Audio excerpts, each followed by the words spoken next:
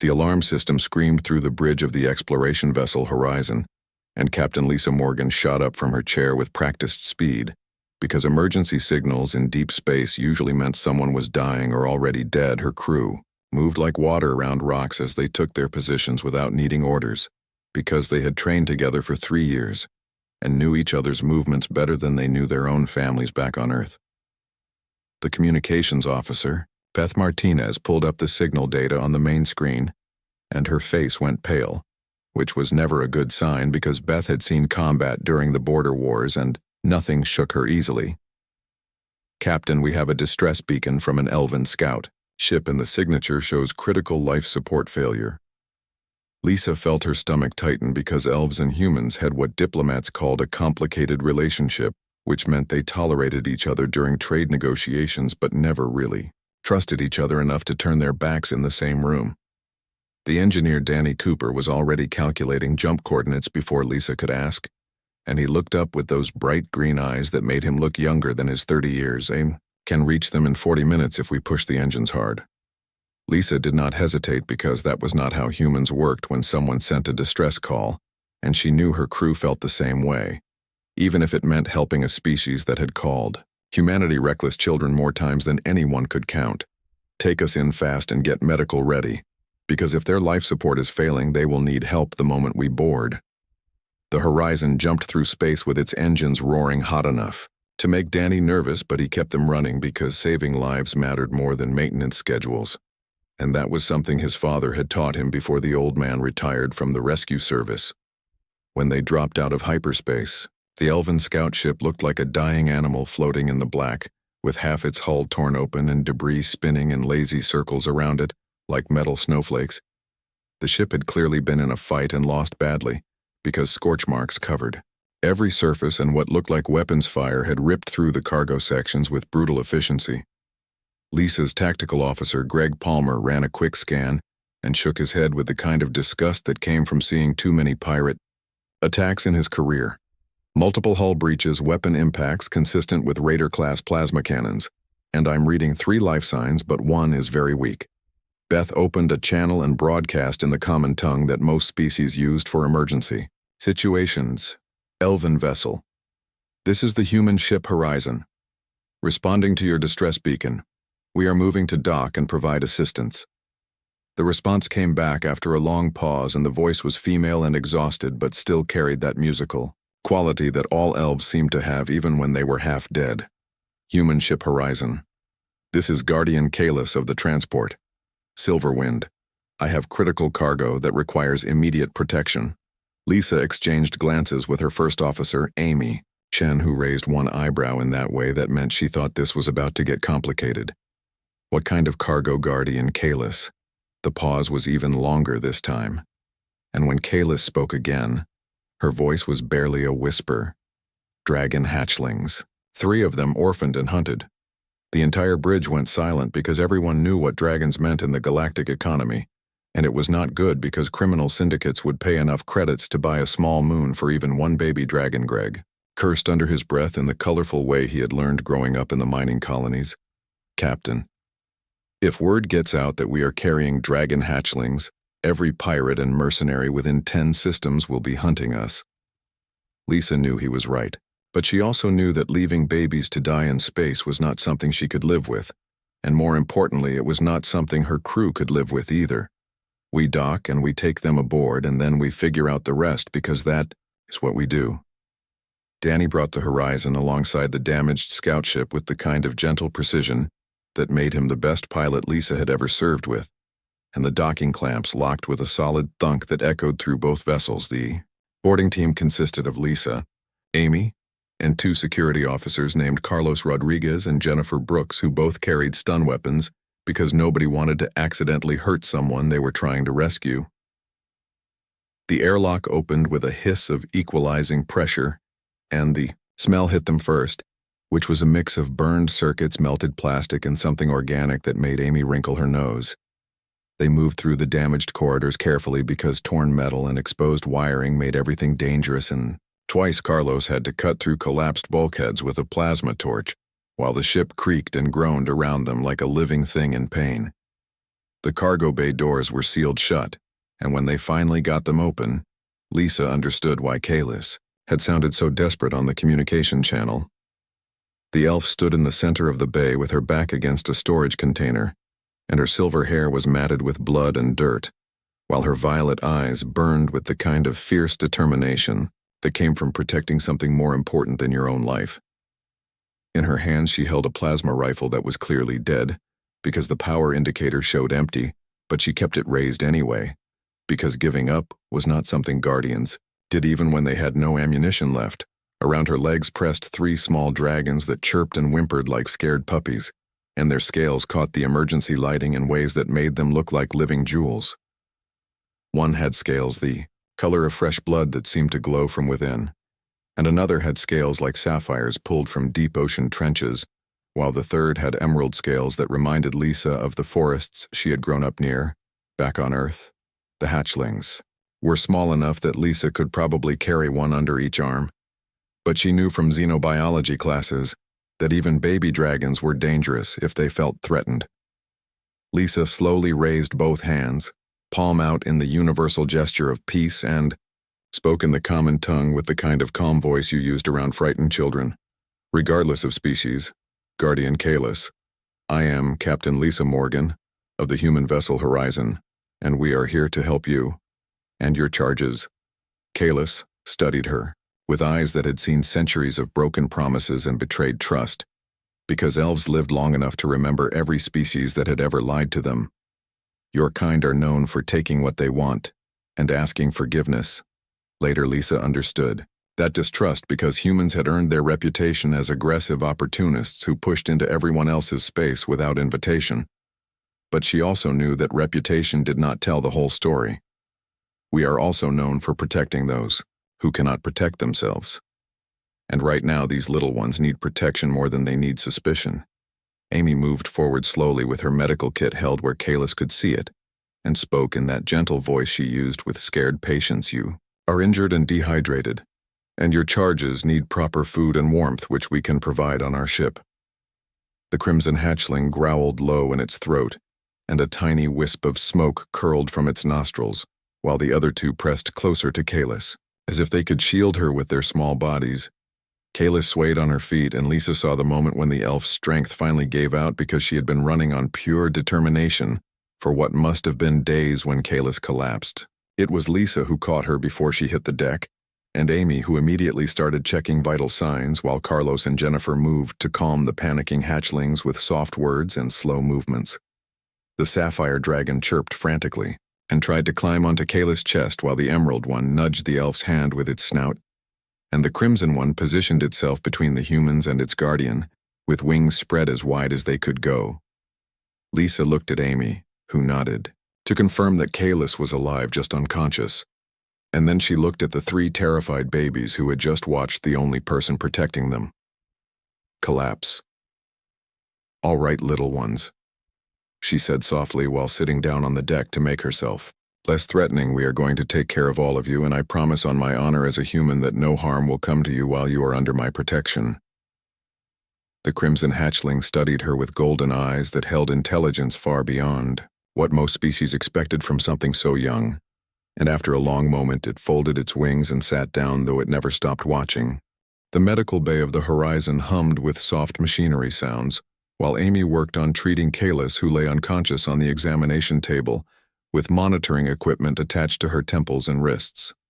The 3 dragon hatchlings refused to leave the room, and had positioned themselves around the table like tiny guards with their eyes tracking every movement the humans made. Lisa stood near the doorway, watching as Beth brought in bowls of water and what the ship's computer had identified as safe protein sources for young dragons based on the limited xenobiology data they had in the system. The crimson hatchling, which Lisa had started calling Red in her mind, sniffed the food suspiciously before taking a small bite, and then another, larger one because hunger eventually won over caution. The sapphire dragon followed its sibling's lead, while the emerald one kept its eyes locked on Kalis' face, as if willing the elf to wake up through pure determination. Amy looked up from her medical scanner and wiped sweat from her forehead because treating an elf was not something she had done often, and their biology was different enough from humans to make everything complicated. She is severely dehydrated and has 3 cracked ribs along, with multiple contusions but nothing that will not heal with rest and proper nutrition. Lisa felt relief wash through her because dead bodies complicated everything, and she genuinely wanted to help, rather than just recover remains for diplomatic purposes. How long until she wakes up? Amy checked the readings again and adjusted the fluid drip going into Kayla's arm through a medical port. Could be hours or could be tomorrow, because her body is shutting down non-essential functions to focus on healing, and elves heal differently than we do. Danny appeared in the doorway with grease on his hands and concern on his face because he had been working on securing the Silverwind in their cargo bay. Captain, we have a problem because the scout ship's communication logs show she sent out multiple distress signals before we arrived. Lisa felt her stomach drop because that meant other ships might have received those signals, and not all of them would have good intentions. Greg stepped up beside Danny, and his tactical mind was already running through scenarios. If pirates were chasing her, they know roughly where she went dark, and they will come looking, because 3 dragon hatchlings are worth more credits than most of us will see in our entire lives. Beth crossed her arms and leaned against the wall with that stubborn expression she got when she was about to suggest something dangerous. We could broadcast that the ship was empty when we found it, and that we are just salvaging the wreck. Carlos, who had been standing guard in the corner, shook his head because he had served in military intelligence before joining the Horizon crew. Pirates will scan for life signs, and dragon hatchlings have unique biological signatures that show up on even basic sensors. Jennifer added her own thoughts while scratching the emerald hatchling behind its ear ridges, which made it purr like a strange cat. We could run dark and try to slip past any patrols, but that only works if we know where they are, and we do not. Lisa looked at each of her crew members and saw the same determination she felt because none of them were suggesting they abandon the hatchlings or hand them over to whoever came looking. We take the fight to them if they come, and we protect what is in our care because that is what humans do. Amy smiled despite the situation, because she had served with Lisa long enough to know that her captain would rather die than abandon anyone who needed help. Danny nodded and headed back to engineering, because if they were going to fight, he needed the engines running at peak efficiency. Greg went to the bridge to start planning defensive strategies while Beth returned to communications to monitor all channels for signs of incoming ships. Carlos and Jennifer stayed in the medical bay because someone needed to watch over Kalis and the hatchlings in case anything happened. The hours passed slowly, and the red hatchling finally fell asleep, curled against the examination table, while the sapphire one climbed onto a chair near Kayla's head and watched the elf's face with unwavering attention. The emerald hatchling discovered that Jennifer had protein bars in her pocket and begged with big golden eyes until she shared one which it ate with. Tiny happy chirps. Lisa sat down on the floor near the hatchlings and spoke softly to them, even though she knew they probably could not understand her words. Your guardian fought very hard to keep you safe, and now we are going to help her because leaving people behind is not something humans do well. The sapphire hatchling turned to look at her and made a questioning sound that was almost like a word. Lisa smiled and reached out slowly, letting the dragon sniff her hand before gently touching its scales, which felt warm and smooth like sun-heated glass.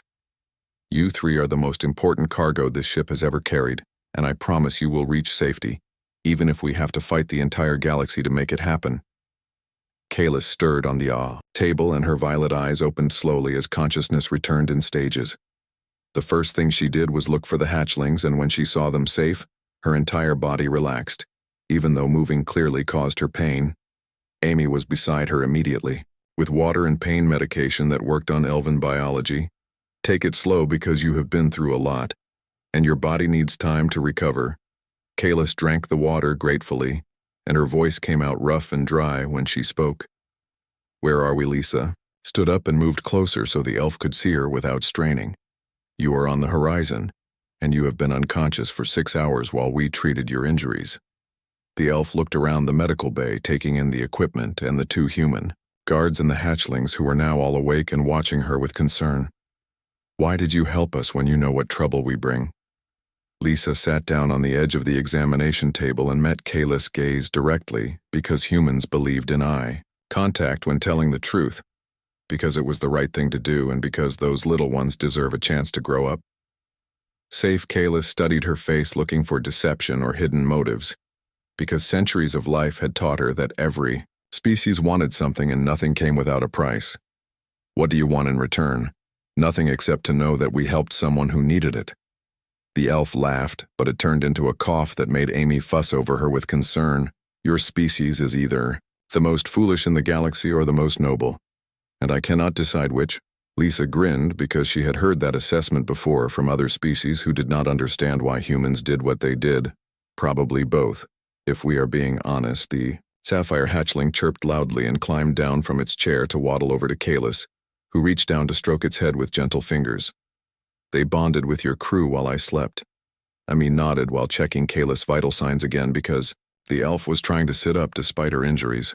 The Emerald one has decided that Jennifer is its new favorite person, and the Crimson one ate 3 bowls of protein paste. Kalis looked at her charges with emotions she rarely showed because Guardians were supposed to be strong and detached, but these 3 had been through so much.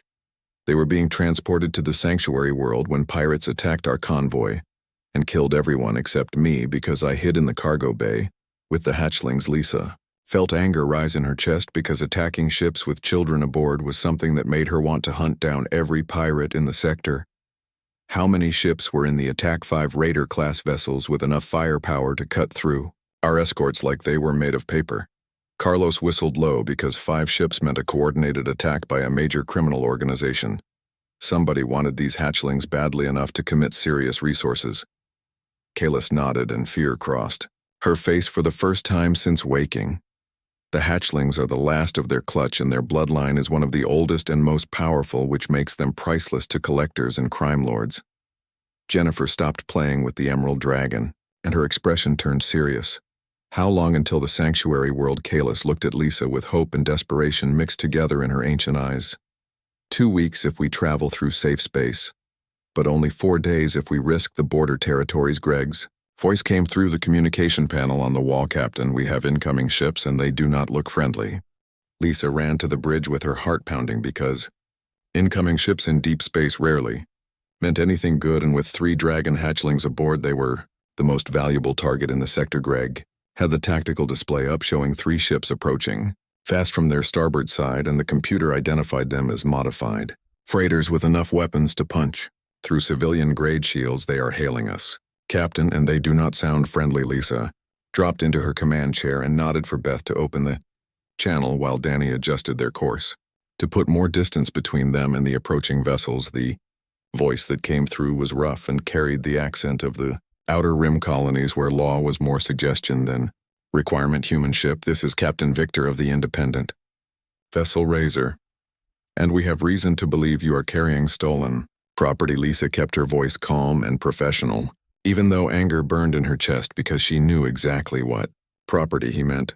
This is Captain Lisa Morgan of the Horizon, and we are on a rescue mission, responding to a legitimate distress call. Victor laughed, and it was the kind of sound that made people check their weapons. That elven ship you picked up was carrying cargo worth more than your entire vessel, and we have legal salvage rights. Greg muted the channel and looked at Lisa with concern written across his face. Legal salvage rights are nonsense, but if we refuse they will attack, and those ships have us outgunned. Amy's voice came through from medical where she was still with Kalis and the hatchlings. Captain, the elf says those ships belong to the Red Star Syndicate, and they were part of the original attack on her convoy.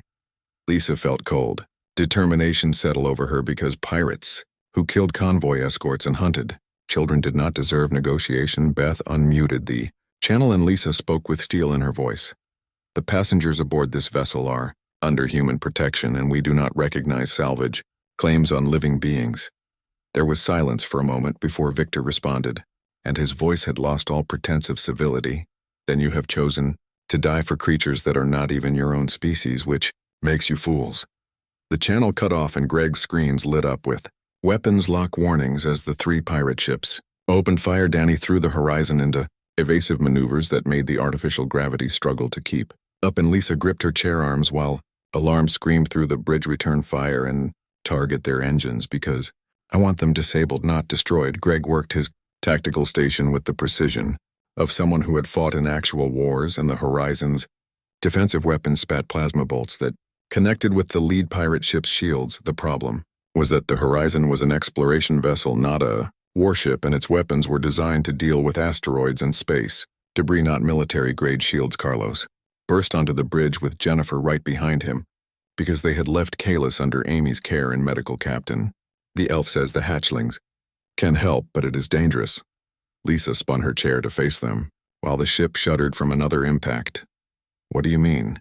Help. Jennifer spoke quickly while gripping a support rail as Danny rolled the ship to avoid another volley. Dragon hatchlings can release an electromagnetic pulse when frightened, but Kalis says it could damage our systems too. Greg looked up from his station with hope in his eyes. If we shut down our critical systems first and then trigger the pulse, it would fry their targeting computers and give us a chance to run. Lisa made the decision in seconds because running was better than dying, and trusting the hatchlings was better than letting pirates win. Danny, get us as close to those ships as possible and then prepare to shut down everything except life support. Beth started backing up all communication logs to protected storage while Carlos ran to help engineering prepare for emergency shutdown. The Horizon surged forward with its engines screaming, and the pirate ship seemed confused by the sudden aggressive move from what they thought was helpless prey. Victor's voice came through one more time, filled with anger. You think ramming us will work before we blow you apart? Lisa smiled grimly because humans were known for doing unexpected things when cornered. We are not ramming you. We are introducing you to our passengers. Danny brought them within 200 meters of the pirate formation before pulling up hard, and Lisa gave the order she hoped would not get them all killed. Shut it down now. The Horizon went dark except for the red emergency lighting and life support systems while in the medical bay. Amy held up a small device that made high-pitched sounds only dragons could hear. The three hatchlings responded instantly with fear and instinct because their species had evolved to defend themselves even when young. The Crimson One opened its mouth and released a pulse of electromagnetic energy that rippled through space like invisible lightning. The Sapphire Dragon added its own pulse, while the Emerald Hatchling released the strongest burst because it was protecting Jennifer, who it had bonded with. The combined electromagnetic wave hit all three pirate ships simultaneously, and their systems died in cascading failures that left them drifting blind and helpless in space. Danny brought the Horizon's systems back online in stages while Greg checked to make sure the pirate vessels were truly disabled. All three ships are dead in space with no weapons, no sensors, and probably very angry crews. Lisa stood up and stretched while tension drained from her shoulders. Plot a course away from here at maximum speed and send a message to the nearest patrol station about 3 disabled pirate vessels that need collection. Beth grinned while sending the message because reporting pirates was always satisfying. Should I mention they were hunting dragon hatchlings? Lisa thought about it for a moment, then nodded, because the authorities needed to know what the Red Star Syndicate was doing, include everything, and make sure they know the hatchlings are under human protection. Carlos headed back to medical to check on their passengers, while Jennifer stayed on the bridge in case they needed her in the medical bay. Kalis held all 3 exhausted hatchlings in her arms while they chirped weakly from the effort of releasing their pulses. Amy monitored their vital signs and gave them water mixed with nutrients because using their defensive abilities at such a young age took enormous energy. The elf looked up when Lisa entered, and there were tears in her violet eyes. You risked your ship and crew to protect them when you could have surrendered and saved yourselves. Lisa sat down beside her and gently scratched the crimson hatchling behind its ear. Ridge's surrendering is not really something humans do well, especially when children are involved. Kalis shook her head in wonder because she had lived for over 300 years and thought she understood all the species in the galaxy. I was taught that humans were dangerous because they did not know when to quit. Lisa laughed because that assessment was probably accurate. We are dangerous, but not in the way most species think, because we do not quit when something matters. The sapphire hatchling yawned, showing tiny sharp teeth before curling up against Kalis' chest and falling asleep. The emerald one was already snoring softly, while the crimson hatchling fought to keep its eyes open as if standing guard. Amy finished her scans and smiled with relief. They will be fine after rest and food because young dragons recover quickly. Kalis looked at each of the humans in the medical bay and then at the bridge crew visible through the doorway. Why do you do this when the galaxy offers you nothing but suspicion and Resistance Lisa stood up and moved to the viewport, where stars streaked past as they traveled at high speed away from the disabled pirate ships, because somebody has to stand up for those who cannot stand up for themselves, and humans decided a long time ago that we would be those. Somebody's Danny's voice came through the communication system with good news, Captain. We are clear of the danger zone and on course for the sanctuary world with no pursuit detected. Greg added his own report with satisfaction in his voice. The patrol station responded, and they are sending ships to collect the pirates with additional charges for trafficking in protected species. Lisa felt the weight of command lift slightly because they had survived the first real test, and the hatchlings were safe. Kalis watched the human captain with new understanding growing in her ancient mind, because she realized that humanity's reputation for being reckless and stubborn came from the same source as their compassion. They did not calculate odds or worry about consequences when someone needed help, and that made them either the most foolish species in the galaxy or the most noble. She was beginning to believe it was the latter, and that terrified the other species, because humans with noble intentions were unstoppable forces that changed everything they touched. The crimson hatchling finally lost its fight with sleep, and its head drooped onto Kayla's lap while tiny puffs of smoke came from its nostrils with each breath. The sanctuary world was still days away, and more dangers surely waited between here and there. But for the first time since the attack, Kalis felt hope that they would make it, and hope that humanity might be the ally the elven people had always needed, but been too proud to accept. The next 3 days passed with surprising calm as the horizon traveled through the safer trade routes toward the elven sanctuary world, and the crew fell into a routine that involved caring for 3 increasingly energetic dragon hatchlings. Danny had converted a cargo bay into a proper habitat with heat lamps that kept the temperature warm enough for growing dragons and soft padding that the hatchlings loved to wrestle on. The crimson dragon that the crew now called Ruby had claimed Danny as her favorite human and followed him everywhere, making tiny demanding chirps when he paid attention to anything other than her. The sapphire dragon, named Sapphire by Beth, loved learning new things and would sit for hours watching the crew work, while making curious sounds that almost seemed like questions. The emerald dragon, called Jade, had bonded completely with Jennifer and refused to sleep anywhere, except curled up against the security officer's side. Kalis spent most of her time in the cargo bay watching her charges play and grow stronger, while her ribs healed and her strength returned. Lisa visited every evening to check on their passengers and found herself enjoying the elf's company more than she expected, because Kalis had stories that spanned centuries and a dry sense of humor that caught humans off guard. On the 4th day, Beth picked up a transmission that made everyone tense, because it was from an elven military vessel asking for their position. And Status Greg brought up the tactical display showing a heavy cruiser moving to intercept their course, and its weapons were powerful enough to vaporize the horizon before they could even think about running. Kalis came to the bridge when she heard the news, and her face was pale because elven military ships did not appear randomly in this sector. That is the Starfire, and its captain is Commander Theron, who trained me when I first became a guardian. Lisa studied the approaching ship on the screen and made a decision to be completely honest, because lies would only make everything worse. Beth, open a channel and make sure our credentials are visible along with our rescue mission logs. The elven commander's face appeared on the main screen, and he had the sharp features and silver hair common to his species, but his green eyes held the hardness of someone who had fought in too many wars. Human vessel Horizon you are carrying. Guardian Kalis and 3 Imperial hatchlings that were reported destroyed in a pirate attack. Lisa stood up and faced the screen with the confidence of someone who had nothing to hide. Commander Theron, I am Captain Lisa Morgan, and we responded to Guardian Kalis' distress beacon 4 days ago, and have been protecting her and the hatchlings from pirate attacks since then. Theron's eyes narrowed and suspicion colored his voice. Humans do not rescue elves out of kindness, and you will surrender our people. And the hatchlings immediately. Kalis stepped forward into view of the screen, and her voice carried authority. Despite her injured state, Commander, I speak for myself and the hatchlings when I say these humans saved our lives and have protected us with honor. Theron's expression softened slightly when he saw his former student, but doubt remained. Guardian Kalis, you have been through trauma and may not see clearly that humans often have hidden motives. Lisa felt anger rise because she was tired of species assuming humans only acted out of greed, Commander. We have asked for nothing in return for our help, and we are delivering Guardian Kalis and the hatchlings to the sanctuary world as requested. Greg whispered quietly, so only Lisa could hear.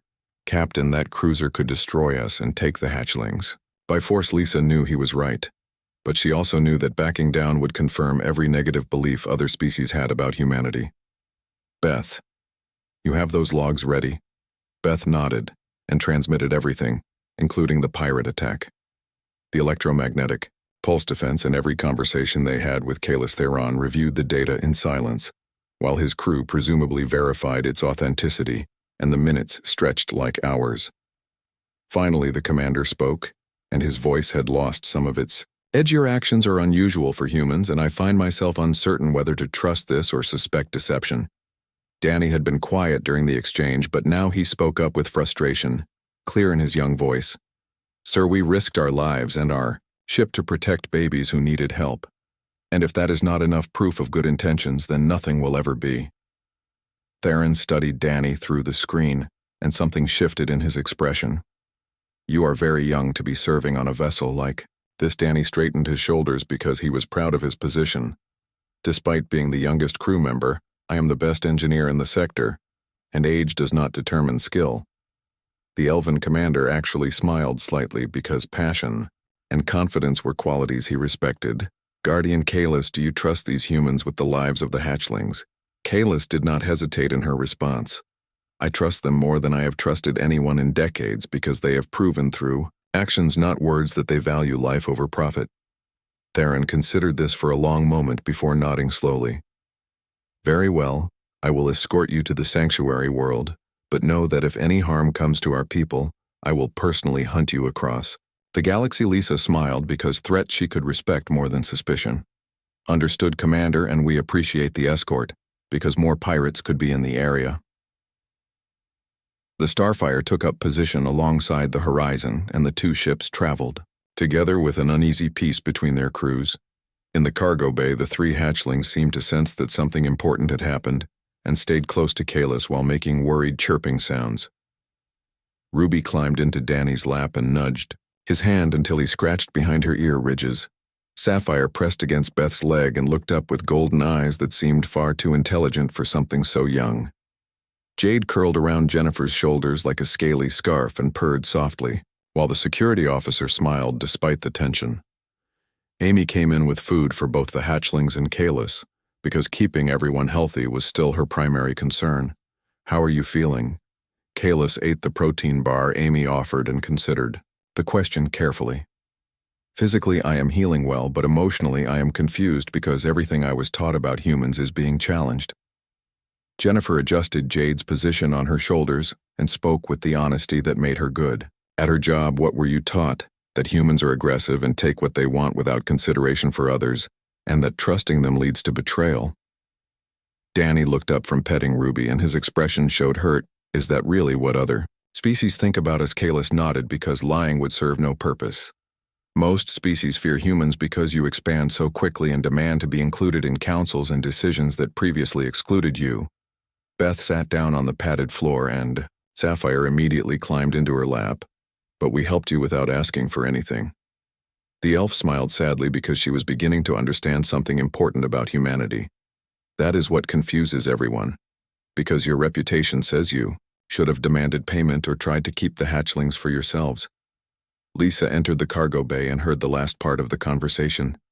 We have a saying on Earth that actions speak louder than words, and we decided a long time ago to let our actions define us instead of letting others define us with their fears. Carlos joined them with Greg right behind, because the crew had started gathering whenever they had free time to play with the hatchlings. The tactical officer sat down, and Ruby immediately abandoned Danny to investigate this new person commander. Theron will report everything to the Elven High Council, and your rescue will become known across the galaxy. Kalis nodded because she knew how information spread through diplomatic channels. It will change things because if humans can be trusted to protect even the most valuable creatures in the galaxy, then perhaps they can be trusted with other things. Amy checked her medical scanner one more time and smiled with satisfaction. The hatchlings are thriving and growing faster than expected, which means your care has been excellent. Jennifer felt Jade's warm weight on her shoulders and realized she was going to miss the little dragon when they reached the sanctuary. World, how long do dragons live? Kalis looked at each hatchling with affection that she usually kept hidden. They can live for thousands of years if they survive to adulthood, and they never forget those who helped them when they were young. Danny's eyes widened because that meant Ruby might remember him for millennia. That is a long time to remember someone. The elf's expression turned serious because she needed them to understand something important.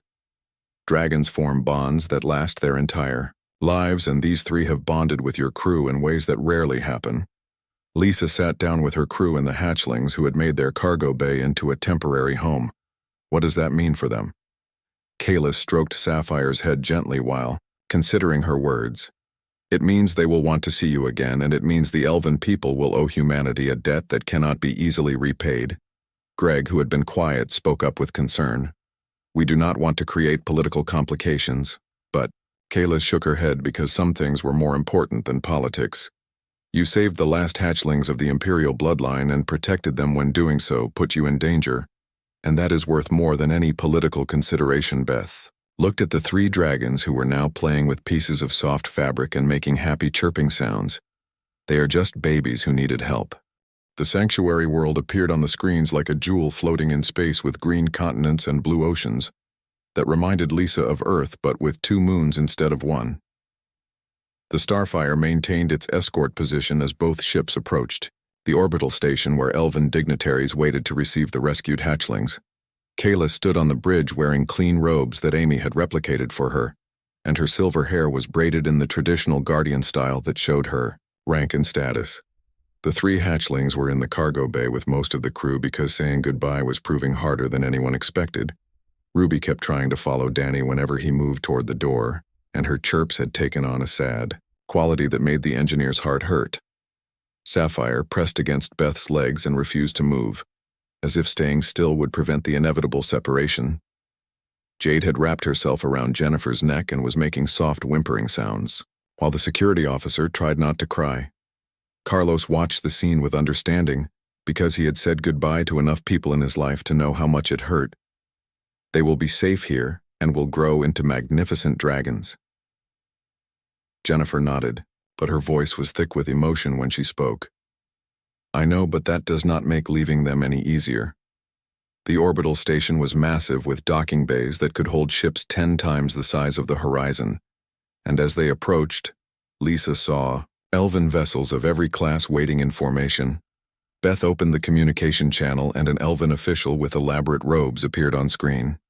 Captain Morgan, the High Council wishes to meet with you and your crew to express gratitude for saving the Imperial hatchlings. Lisa had expected a simple transfer and departure, so this formal reception surprised her. We are honored, but we only did what anyone should do when children need help. The official smiled in that way elves did when they found humans amusing. That is precisely why the council wishes to meet you, because very few would have done what your crew accomplished. The horizon docked smoothly, and Greg made sure all security protocols were followed because walking into an elven station with their guard down seemed foolish even after everything. The docking ramp extended and Kayla stood at the entrance holding her head high. Despite the injuries she was still recovering from. Behind her the crew carried the 3 hatchlings, who had finally calmed down after Danny promised they would visit. The station interior was beautiful, with flowing architecture and living plants growing along walls that seemed to breathe with soft light. Waiting at the end of the docking platform stood 7 elven council members dressed in robes that shimmered with colors Lisa had no names for. The central figure was a woman who looked ancient, even by elven standards, with hair like starlight and eyes that had witnessed the birth of civilizations, stepped forward and spoke with a voice that carried authority and warmth in equal measure. I am High Chancellor Aelinor, and on behalf of all elven people I thank you for protecting Guardian Kalis and the Imperial hatchlings. Lisa bowed slightly, because respect cost nothing and could build bridges. We were honored to help and we are glad they are safe. Ruby chose that moment to chirp loudly and wiggle in Danny's arms, trying to reach Aelinor, who smiled and held out her hands, the engineer carefully passed the crimson hatchling to the Chancellor, who cradled Ruby with practiced ease. This one has fire in her spirit and will grow strong. Beth brought Sapphire forward, and the blue hatchling studied the council members with curious, intelligent eyes, before making a sound that was almost like a greeting. Jennifer was last, with Jade still wrapped around her shoulders, and when she tried to hand the emerald dragon over, Jade refused to let go. The hatchling's claws dug gently into Jennifer's uniform, and she made distressed chirping sounds that echoed through the chamber. Eleanor moved closer and spoke softly to Jade in the ancient elven tongue that predated most modern languages. The emerald dragon responded with chirps and small puffs of smoke, before finally releasing Jennifer and climbing into the Chancellor's arms, though she kept looking back at the security officer. Commander Theron stepped forward from where he had been standing with other military officers. High Chancellor, these humans, fought off 3 pirate vessels to protect our people and asked for nothing in return. Eleanor nodded, because she had already reviewed all the reports and sensor logs.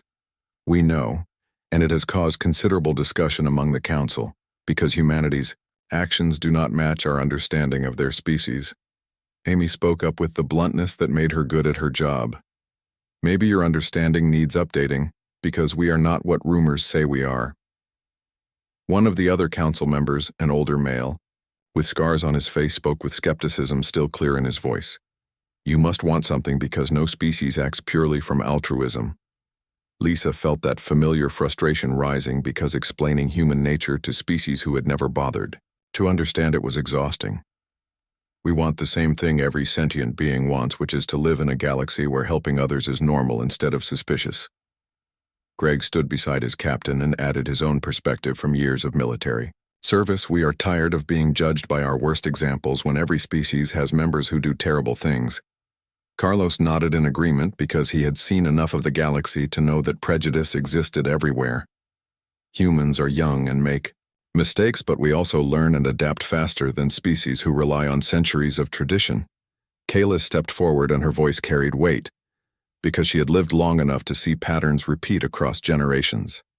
High Chancellor, I have spent days with this crew, and I have seen them risk everything to protect creatures they had no obligation to care about, and that speaks to character, not deception. Eleanor studied each human face carefully, as if trying to read the truth written in their expressions. The Imperial hatchlings are the last of their bloodline, and their survival ensures the continuation of dragon diplomacy across multiple systems, and you could have demanded any price but chose to ask for nothing. Danny shifted uncomfortably, because grand statements about nobility made him nervous. We are just regular people who saw babies in danger and could not walk away. The Chancellor smiled, and it transformed her ancient face into something warm and genuine. That simple truth is what makes your species both terrifying and valuable to the galactic community. Beth frowned in confusion because being called terrifying after rescuing someone seemed contradictory. How does helping make us terrifying? Another council member, a woman with kind eyes, explained patiently. Because if humans will risk death for strangers, then they will fight with absolute determination for friends, and that makes you the most dangerous allies and the most devastating enemies. Lisa understood the logic, even if she disagreed with calling compassion dangerous. We prefer to make friends rather than enemies. Eleanor gestured to attendants, who brought forward a crystal case containing 3 objects that glowed with inner light. These are resonance stones attuned to ruby, sapphire, and jade, and they will allow communication across any distance as the hatchlings grow.